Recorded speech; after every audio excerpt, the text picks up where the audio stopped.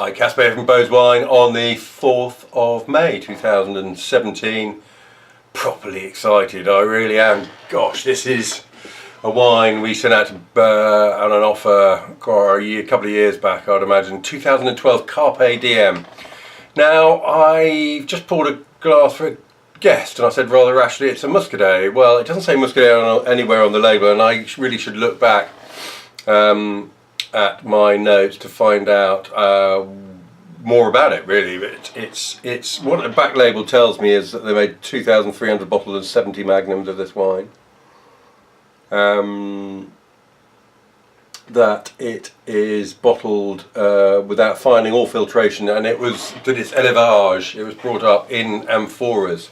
So it's a thoroughly, well, it sounds very ancient, but a thoroughly really new technique. Amphoras are really becoming a la mode at the moment, not always with good reason, but this, goodness me, I don't know if you can see that, you can see that it's not fined or filtered because it's slightly cloudy.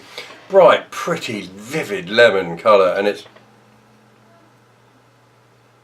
extraordinary, unfettered, natural nose of delicious pear and apple fruit. It has got something slightly yeasty about it, but that just adds to the fascination of the character. The nose is an absolutely beautiful thing. I haven't, by the way, chilled this. I can do a quick check and tell you what temperature we are looking at. So it's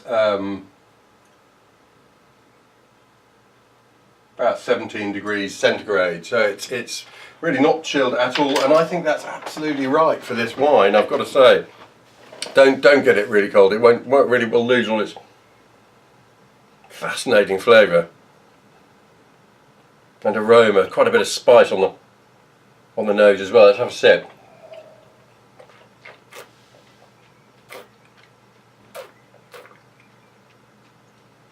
A dry wine, but goodness, so much texture there. It's got a cool richness about it, which is absolutely fabulous, and then after a while becomes much more upright, really spicy, and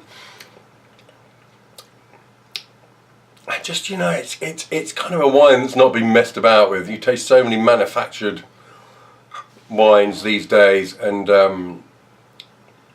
they're not very interesting, or a lot of them are not very interesting. But this, nature's been allowed to take its course. It's a very natural thing, and I think the use of the amphora has just emphasised that. Really, it's the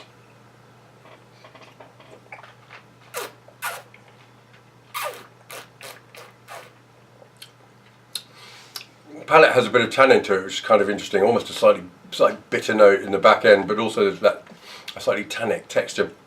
So this would be great with some food and whatever you want. But this is a completely fascinating wine. I suspect most people won't ever have tasted anything like this, and I'm very excited to get feedback from the people who actually bought this wine on the offer, and we'll try it. How long will it last? It was 2012.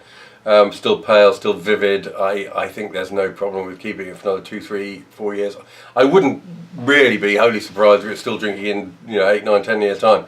But I think if you've got some, get it open. Just marvel in what natural winemaking can actually do. So there we are.